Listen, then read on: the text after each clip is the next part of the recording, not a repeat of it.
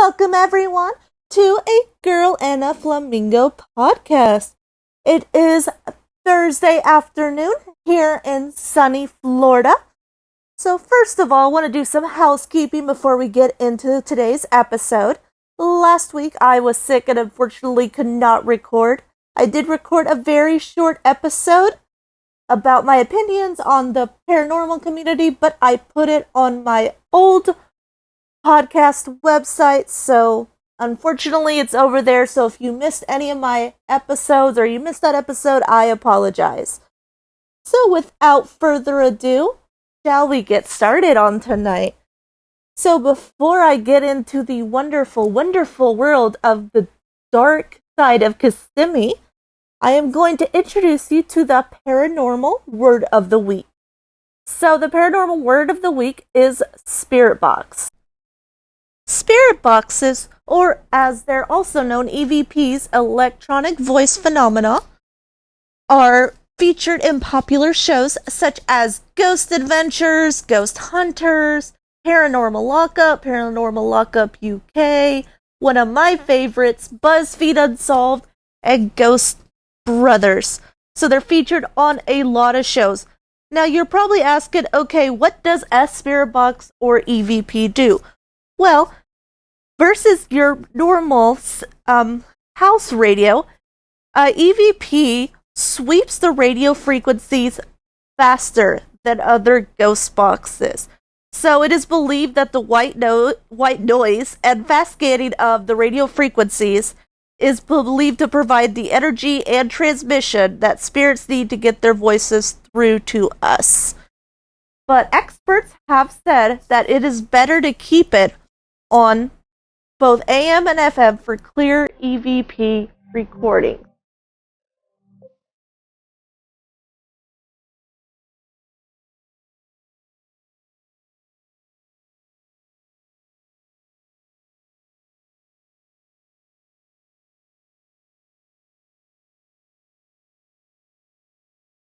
Now that we have taken a look at a paranormal investigator's tool, let us move on into the subject of the week, Kissimmee, Florida.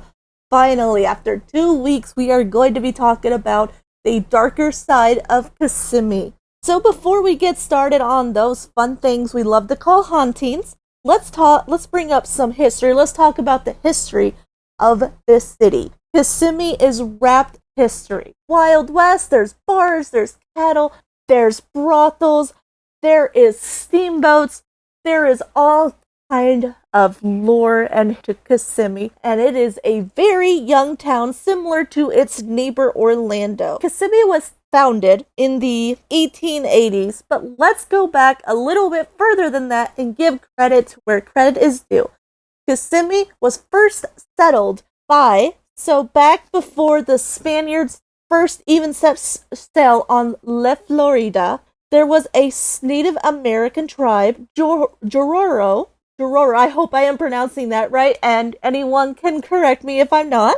And the Jororo language is the word Kissimmee was founded, or the name, and Kissimmee means long water. Once Jororo had been there for a couple of years, the Seminoles later settled in the area that would become Kissimmee. The Seminole settled down in the area because Kissimmee was surrounded by swamp, which was a perfect place for the tribe to settle down so they wouldn't be.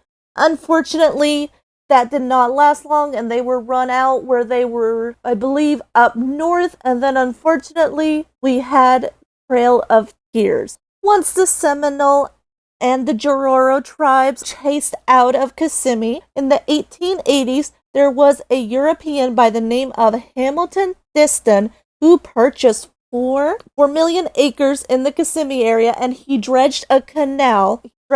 He also dredged the swamps around the Kissimmee, and he widened the waterways to make more room for steamboats and trade to go down the river. This was founded as the Kissimmee River Valley, and it created a small lakefront which brought in steamboats, and with that, we bring in the era of the cowboys. The era started 20 years prior to Hamilton Diston purchasing the land and draining it. It actually began in the 1860s with the cattlemen driving their cattle through Osceola County.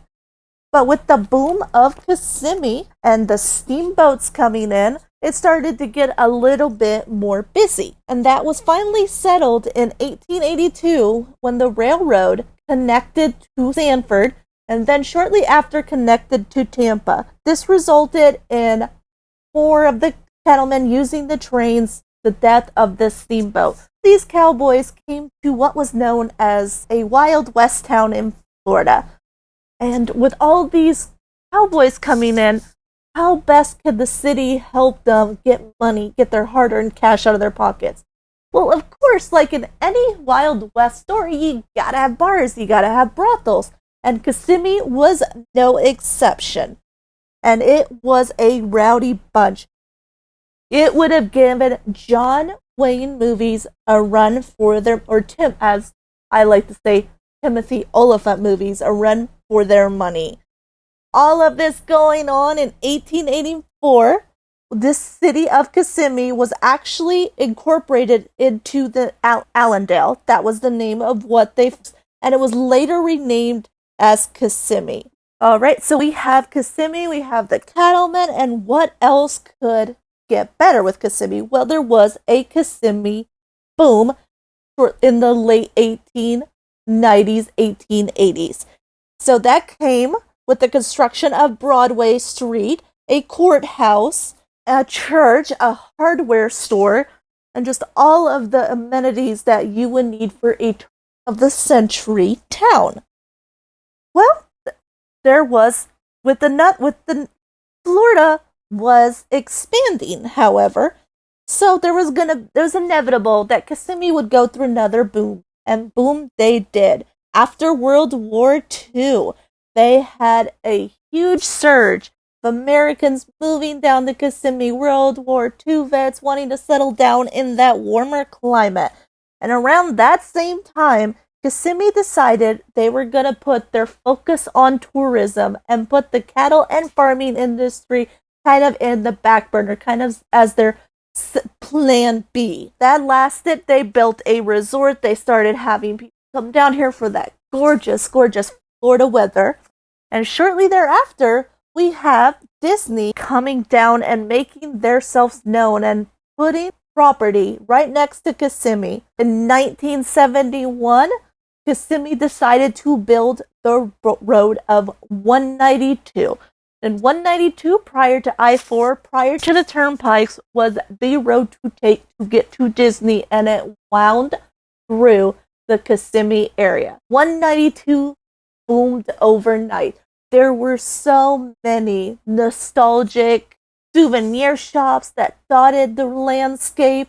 You had a grocery store, you had these mom and pop restaurants, and you had seashells. You had a big orange store where you could buy original Florida oranges and different entertainment spots, go-karting, golf, all of these wonderful, wonderful amenities you could enjoy before you hit the Walt Disney World arches. But unfortunately, as of 15 years ago, during the first 2008 recession, 192 went through horrible transition and a lot of businesses went bankrupt as a result.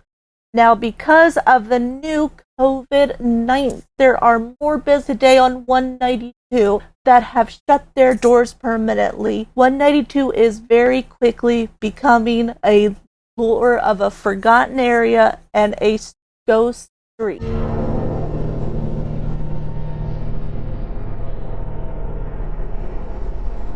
Alright, who is ready to talk about the hauntings?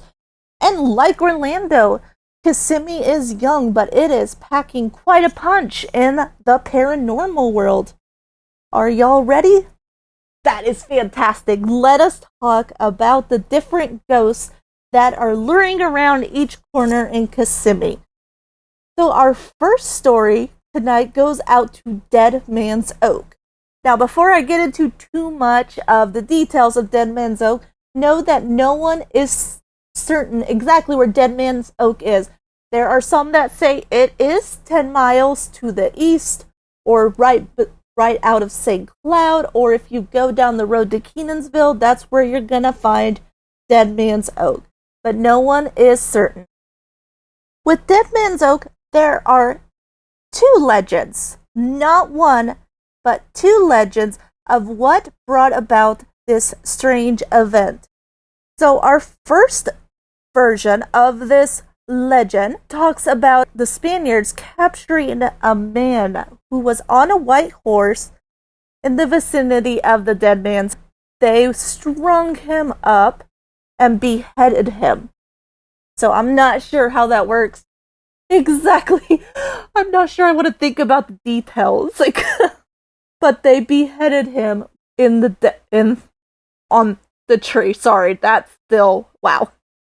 I read this and I talked to some people about this, and I am still just wowed by this first version of the story. Okay, so the second one kind of is similar to the first one, except that this one says that he was hung from Dead Man's Oak. Now, his ghost is haunting the area around Dead Man's Oak. There have been reports of a headless man on a white horse. And he comes out late at night around midnight and shows himself to unsuspecting passersby and creeps them out, because a lot of people have said it's their own version of Sleepy Hollow. So let us move on. Ooh, how can you follow a headless horseman? Well, in Kissimmee, there is no lack of dramatic stories that lead to residue or actual hauntings according to lore. So let us travel down 192 and visit Shingles Creek Cemetery for just a second. So Shingle Creek Cemetery is the oldest cemetery in Kissimmee and where the first settlers were buried, including Overstreet, who was one of the main members and founders of Kissimmee.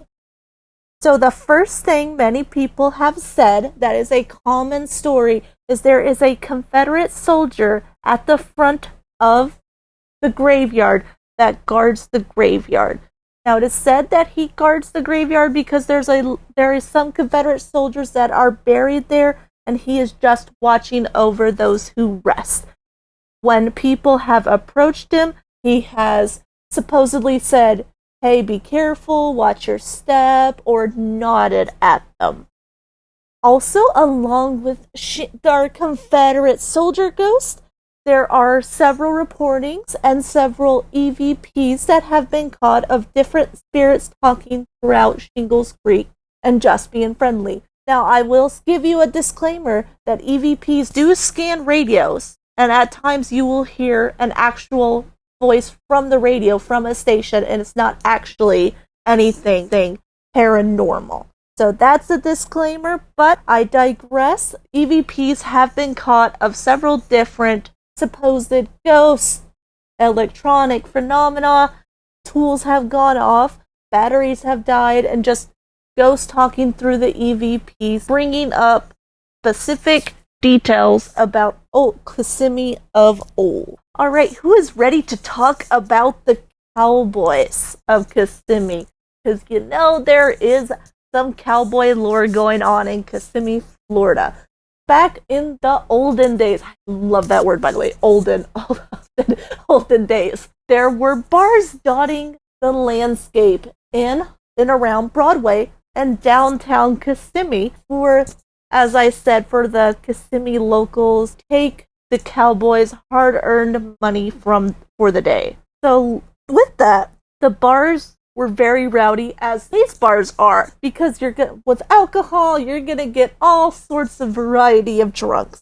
And with cowboys, they got a little bit violent, so there was a lot of violence going on, including supposed shooting, supposed fighting, people dying in fights, in brawls, and different seedy things going on. as well as reported hauntings. There are rumors that if you head towards Broadway Street, the different streets adorning downtown Kissimmee at night, we'll hear a distant hoof clattering on the street and cowboys talking and fighting. There have also been reports of seeing black figures wandering about the dams of the night, their next lion. Now, these are stories. There haven't been a lot of confirmed, but all these stories are so nice that I would recommend that if you want to come down here and check it out, just go with a paranormal, which I will link down in the description box below at the end of this. Alright, so let's get on to our next haunted location, and it is referred to as the tree. Now, because our cowboys were so rowdy and loved to break rules and break the law, they had to have a courthouse or a justice system in the small town of Kissimmee. What they would do with these cowboys once they were tried is they would often put them in a tree in front of the courthouse. Now, this tree is now dubbed the Hanging Tree, and it is a haunted location in Kissimmee because of the different paranormal phenomena that has happened there, including figures, orbs, mysterious voices, a scream or two, and just someone talking, depending on who has heard about this, or who different person, or how, as some people say, how sensitive you are to the spirit world. So let's move on to Mackinson's Hardware. Now, Mackinson's Hardware was kind of a hard one to investigate, as the jury's still out on whether it's haunted or not. Now, Mackinson's Hardware is the oldest retail hardware store in operation in Florida. It was founded in 1884. The most logical answer is if there's ghosts out there, that Mackinson's would be haunted because of all its history. But there have been employees, people that have gone in there, that have said they have never seen a ghost, that the lures are made up by people who just want to make up stories. There's other stories that say that's not true. There's a ghost. I've seen it. And I've seen this face, or I've seen this figure. Things seriously have happened in this hardware store that no one can explain, or that can't be explained in the immediate minute that it happened. So this is one of the cases I'm going to leave up to y'all. Is there anyone out there that has worked or been into Mackinson's Hardware? Do you think it's haunted, and why? And all of you listeners out there, even if you've never been step foot in, sound off, do some research. Do you think this hardware store is legit haunted, or do you think that it was invented to create this mysterious aura from Florida's oldest operational hardware store? So now let's go back to the courthouse.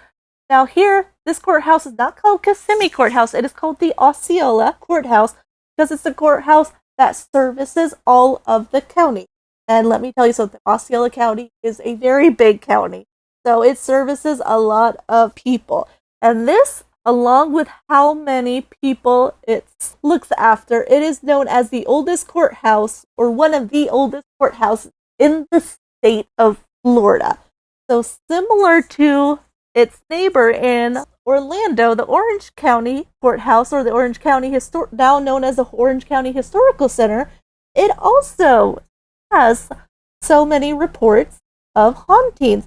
That includes voices, doors slamming, stuff flying around, cold spots, EVP sessions where voices have been picked up, different energy, different phenomena that is most associated with haunted locations. Not only have there been all these reports, there have about how Jacob L. Overstreet, which I said is one of the OGs of Kissimmee. Our final location for the night is the Kissimmee Royal Celebration Inn. So I thought I would throw in a resort at you because Kissimmee is a resort town and it wouldn't be a tourist town without one of our world famous resorts or hotels having its own resident ghost. So this Kissimmee Royal Celebration Inn had its name changed about 20 years ago and is now known as the Palazzo Lakeside Hotel. For anyone out there who would like to make that reservation and go to make a visit to this ghost man that was murdered in a shooting a while back, and he haunts the resort locations and different rooms. Said that Kissimmee has ghosts on every corner, and that it is so entrenched in this ghostly stories because of all the different emotions of people who have lived and visited here. Is it true? Who knows? There have been studies, there have been reports, and I'm not by scientists, but are paranormal investigators of the area. So I leave it up to you. What do y'all think of all these stories? Do you think that there is any probability that any of the locations we talked about, or different resorts or hotels, are haunted in Kissimmee, Florida? And I would love if y'all would share all your unique stories. Who knows? I'm thinking about making an episode of listeners' stories coming up here maybe in a month or two. Go ahead and go to my Facebook. It's a Girl in a Flamingo podcast on Facebook. You can comment, join, like. Let's all become a community and talk about our love, our fascination with all things paranormal. All right, y'all, that's all I have for you tonight, and I have got a Orlando series, but I'm gonna add a twist, and we're gonna go outside of the realm of ghosts and poltergeists and all things ghostly. Funny, I know. And we're gonna be talking about the different creepy urgent legends that are known to be told from generation to generation, and all the local crazy stories here in Orlando. So please stay tuned, because there are so many juicy stories out here. And I hope you're having a fantastic day. I hope you have a fantastic evening. Hope you enjoyed these creepy stories. And as always, stay out, stay loving, stay positive, and I will see you next week.